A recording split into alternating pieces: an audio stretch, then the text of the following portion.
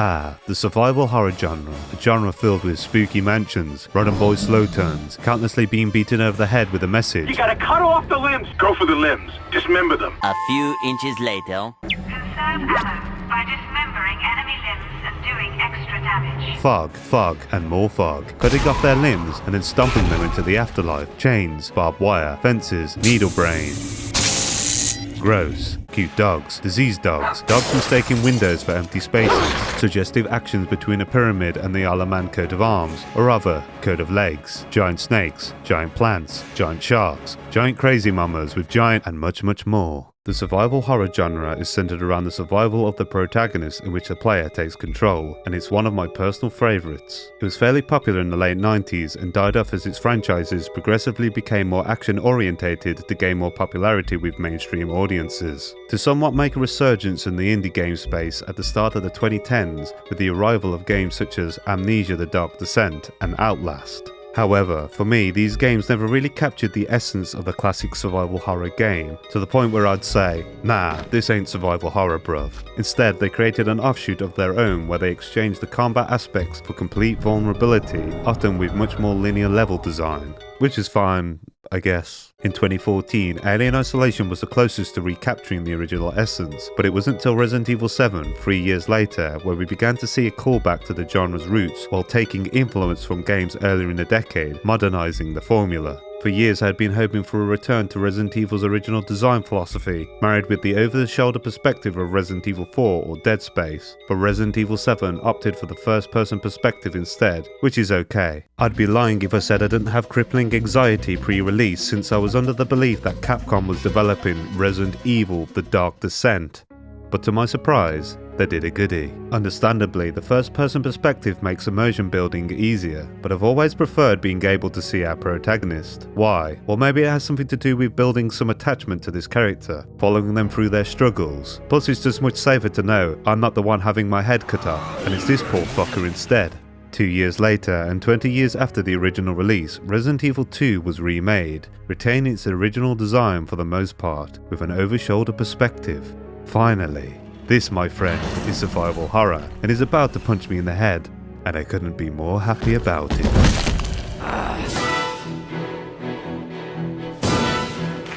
Chris Redfield.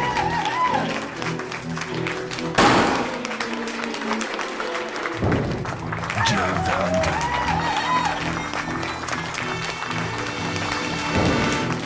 Mary Burton.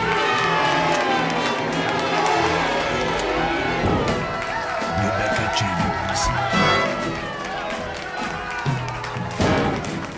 Alvin Wesker.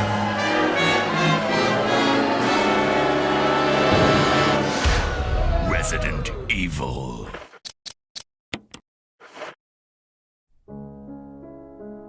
What typically sets a survival horror game apart from other action-adventure games is a heavy emphasis on resource management while not taking away your ability to defend yourself. Amnesia and Outlast do have forms of resource management, such as controlling your mental state or having batteries from Poundland that give you access to an entire 5 seconds of night vision through your camera display screen. And arguably, a game fully focused on atmosphere and helplessness has more potential to be more scary than one that gives you the tools to defend yourself. I will say, I find it far more satisfying to shoot the guy a few times to disable him for a while, opposed to running away to hide in a cupboard for 30 minutes until he forgets that I exist. However, the scary actually comes in many forms. Take Dark Souls for example. It's not a game known for its scary, but is great at creating the feeling of dread and helplessness for new players by dropping them into a situation where the odds feel incredibly stacked against them. Classic survival horror games offer many avenues to pump up your anxiety by using systems that constantly present you with dilemmas. Take a basic combat encounter. In an action game, you simply blow them away and go on with your merry day.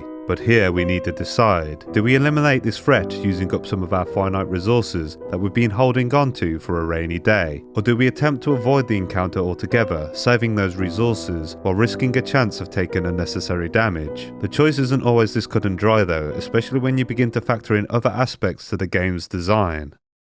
Backtracking, a feature that in many other genres is often frowned upon. When done correctly here, it actually enhances the gameplay. By utilizing persistence with the enemies and items placed around the environment, clearing out specific locations may well be worth your while, especially if the location acts as a pathway between important areas that you'll be utilizing multiple times in a run. The environment may change upon subsequent visits, passages may open up or become closed off, and new enemies may appear. A classic example of this is in the Resident Evil remake, where there is a door with a broken handle, which can only be used a few times before it breaks, removing access to the shortcut entirely. I mean, realistically, you just find something heavy to prop the door open, but what's a video game without a bit of ludo-narrative dissonance? Or maybe Jill Valentine, an American Special Operations Agent, SOA for short, and a member of STARS, actually just has the brains of a Jill sandwich. A second late. You would have fit nicely into a sandwich. Really?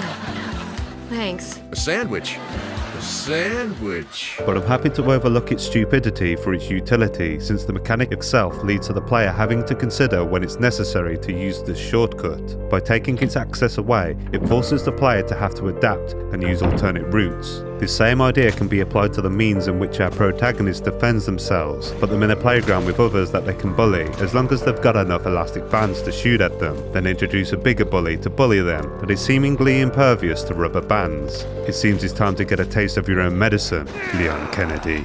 Another common feature is limited inventory space and puzzles that require key items. This invokes forward planning, which your success is dependent upon. A mistake here could lead to you having to retread your steps because you had to leave an item behind, putting yourself in more situations that could lead to you wasting resources and possibly catching a bit of the death, especially when that inevitable big boy shows up. What the? This is why I enjoy the genre myself, even without all the creepy visuals, ambient sounds, and bad voice acting. That was too close. You were almost a Jill sandwich. You're right. Barry, thanks for saving my life. I mean, use of Uncanny Valley, the gameplay mechanics themselves are the source of my PTSD and the big scary, if done right of course. Oh, no, now you won't get it.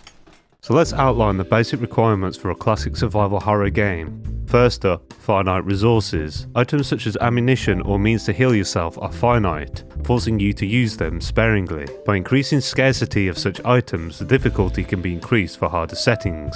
A limited or restrictive inventory and key items. Restricting how much the player can carry forces them to choose between items that help for survival and items that are required to move forward. Puzzles, another way to gate progress. They can act as a way to break up the tension and give a bit of needed quiet time, but they can also be used for the complete opposite, such as placing our player in a tense situation where they have to solve a puzzle to escape a trap or a group of enemies. Level design that incites backtracking and exploration. Classic survival horror games are linear in the way that the player progresses, but it's more equatable to an escape room than a movie. The player will have to explore, discover and memorize locations of key items and their uses, creating the illusion of non-linearity. At times there may be several means to progress, such as a door that requires 3 items and each item can be obtained out of order, but the reality is there is only one way to progress forward. There are drawbacks to this kind of design, since there is a higher chance the player may find themselves stuck, not sure how to progress. Resident Evil alleviates this problem by highlighting areas that still have items to discover on the map. Threatening enemies and hazards. Enemies have to feel like a legitimate threat, often taking several hits before they go down. At times an engagement can feel fruitless, and it's better to turn and run. Outside of enemies, hazards can be incorporated to make navigating the environment harder, and combining the two together can lead to some tense situations. And finally, immersion, basically visuals and audio that draw you in and create atmosphere. Amnesia does this extremely well by using diegetic sound, giving you the impression there is somebody wandering around in the next room, even when in reality, there isn't. The means in which the player interacts with the environment is also important for this, and the systems need to avoid being intrusive to maintain it. But we'll talk about this in more depth another time. These are the things I've been keeping in mind when designing my next game dev project. There is a problem, however. I am only one person, and making a full-fledged survival horror game could prove difficult. Instead, I needed to design a more contained idea that could stand on its own, while its systems have the potential to be extended to a more fleshed out game if I choose to go further with it. To come up with something, I looked at different Resident Evil game modes that use the same systems but offer a slightly different experience, such as Mercenaries. One game mode in particular really caught my imagination. This was Nightmare, one of the DLCs for Resident Evil 7.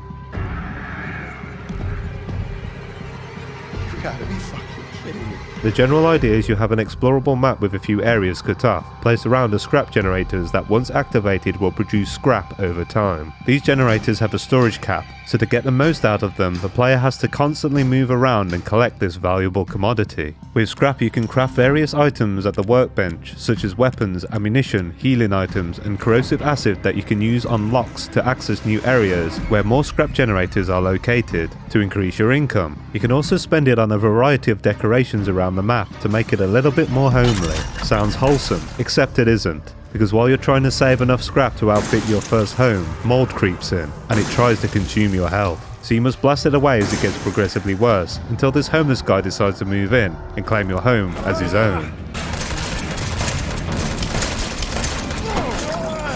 Upon murdering him, the game mode ends as you reach the win state. This game mode is more in line with a horde mode. With that said, I would like to experiment with something similar, but with a slower, more methodical approach that is more in line with a survival horror game. Will this work? I don't know, but it's worth a try. I believe creating systems that focus on a few elements will be enough to cover the criteria I laid out earlier.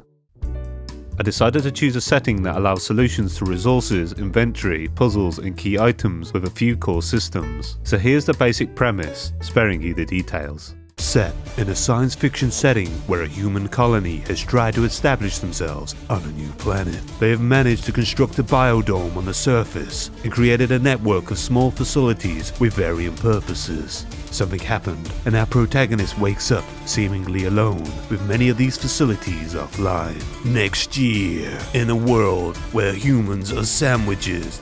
That last bit was a joke. Can you just delete the last bit? Sandwich. Cool, thanks. This is a basic prototype I built to demonstrate the idea. Everything here is obviously placeholder. The character, for example, came from a previous project, which was a 3D platformer, so her proportions are very off, and I covered her behind with a cube so nobody gets offended by bare cheeks. We have some basic movement and camera control. I want to try a minimalist approach to the UI, HUD and inventory. Often these menus can get in the way and break immersion. I quite like the Dead Space approach to a HUD where it is integrated into the models themselves. No More Room in Hell also had an interesting mechanic for ammunition. Instead of an on-screen display, you would hold the reload key and your character would speak out how much they had left. I'm down to 4 rounds! In the trailer to the sequel, this has been extended to checking your pulse to see your health status as well. These are things I'll be considering for my own approach going forward. As for the inventory system, I opted for a carry system.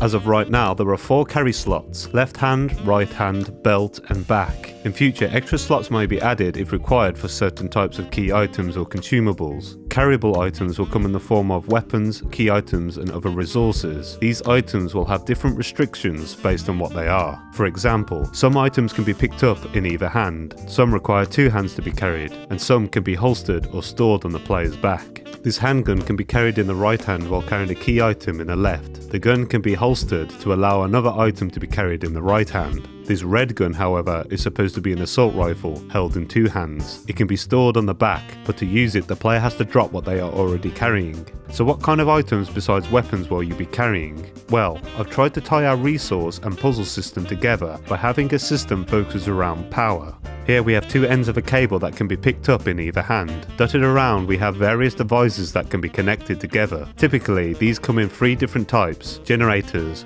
batteries and devices. The blue one is a generator, which generates power at a steady rate. If we place the cable into the generator's plug socket, here we can pull the cable out and connect it to another device or battery. The red one is a battery. This functions similar to a generator in the way that it can provide a device with power as long as it has charge. When connected to a generator, its energy stores increase up to a cap. I will expand on this later. Finally, the orange one is an example of a device. In this case, it is a charger. Our weapons do not use ammunition in a traditional sense. Instead, they require energy to fire. So by placing it on the charger and connecting a power source to it, we can replenish its ammunition. In place of reloading weapons, I've opted for an overheat mechanic to limit how many shots can be made before the weapon has to be cooled down.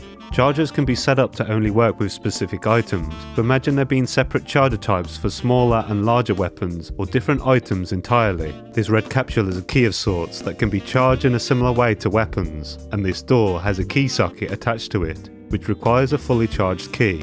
I've created these key sockets in a way where their requirements can be customized. Some may function as long as the item connected has power, but drains it over time. The key could even be a weapon of a certain size, since they use the same energy interface. The other side of the door we have a power socket, similar to what the generators have. Essentially, the door is also considered a device, so we can connect this door directly to the generator to make it open. Which brings me back to batteries. Here I've experimented with the idea of a portable battery that can be picked up in both hands. We can connect this to the generator to charge it, then pick it up and move it to a new location to connect it to something else, in this case, the door again. By approaching the design in a systemic way, we can combine them together to create new possibilities. Power is our central resource, and although it's not entirely finite since it's produced by generators, the access to them can be the limiting factor. Instead, the player will have to find ways to transfer power to other parts of the facility to gain access to the devices they need to progress or survive, whatever it may be. Over the course of the next year, I'm going to be developing this prototype further. My aim is to use this project to further my other skills that I've been meaning to improve upon for a while, so expect to see a variety of game dev content here. There really is no promise that this will become a fully fledged game, but I do at least want to make some kind of playable demo that looks and plays like one. If you want to follow along, then I guess I will accommodate you. I hear there's a subscribe button for that, but right now, I've got things to do, so would you kindly bugger off?